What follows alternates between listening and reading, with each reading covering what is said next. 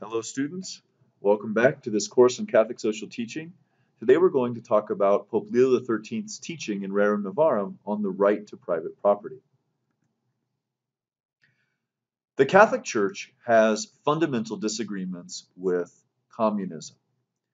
One we've already looked at, that would be the atheistic materialist viewpoint of communism that denies the existence of God, denies the spiritual element of human beings, that we are made for higher things, for transcendence. We looked at that in a prior video. Two, the church has disagreement with the understanding that the proletariat, the workers, are supposed to rise up violently against the bourgeoisie, the capitalists, and overthrow them and move forward in history in that way. Revolution can sometimes, very rarely, be permitted under church teaching, under the doctrine of just war, which are strict principles saying this is the only time when someone ought to conduct a war. And a revolution, in the case of overthrowing your own government, there's a particular strictness to the times when that could happen. We'll look at that in the future when we look at the just war doctrine of the church.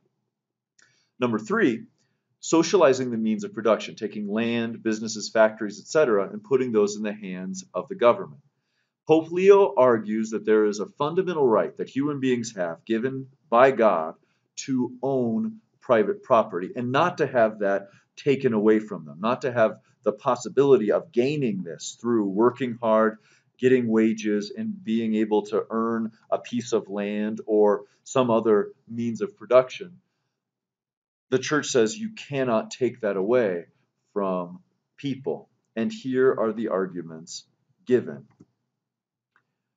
One, Pope Leo argues, here following John Locke, who I had mentioned before, following an argument that he gives in a treatise on political philosophy. He says that by taking away private property, the worker, the laborer, is deprived of the chief purpose of his labor, which is to provide for himself and for his family.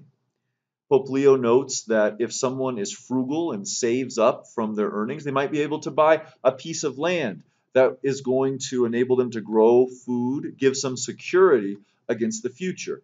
If that's forbidden them, then a part of the purpose of working in order to provide for yourself and for your family is taken away.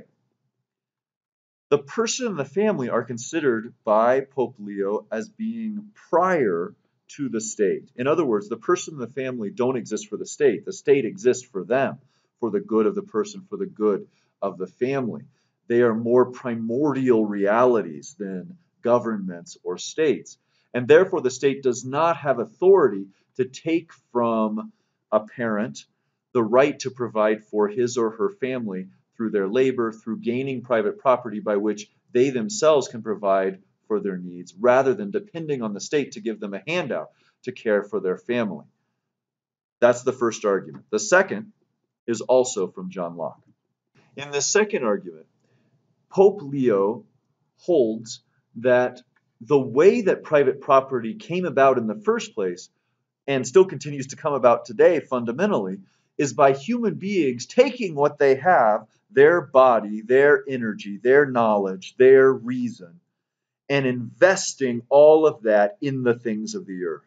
So that the way that the earth becomes fruitful in food is that a farmer takes his or her energy, body, knowledge, and plows the field, sows the field, takes from it an abundance of food. The way that a sculptor makes a statue is by taking rock and chipping into it until it becomes the beautiful piece that it was intended to be in the sculptor's mind. The way that a carpenter makes a chair is by taking wood and fashioning it in such a way that it becomes a chair. That the things of the earth become usable to human beings exactly by our labor. So that when one invests that labor in something, they have a natural right to it. They've impressed the mark of their personality upon this by taking their person and working on this reality. That is the original source of private property, both in Pope Leo's thinking and in the thinking of John Locke. Third, Pope Leo argues that private property is a better way to order society. This here perhaps has less to do exactly with the right as it has to do with harmony and the way things actually work within the world. Pope Leo notes that someone will work harder on what belongs to them. And if you take that away, if my work no longer advances my own interests in something, no longer makes more fruitful my land or makes more beautiful the wood that I have been working on, then I'm going to lose an awful lot of my impetus to work, an awful lot of my impetus to be creative, to be hardworking, etc. It leads to a kind of cultural laziness because no one has a direct investment in the thing on which they work. This is an argument drawn from St. Thomas Aquinas back in the 1200s. Lastly, I would like to note that Marxism can never be Catholic. I want to note that because in some forms of what's called liberation theology, Marxism has become dominant or prevalent, especially in certain South American countries.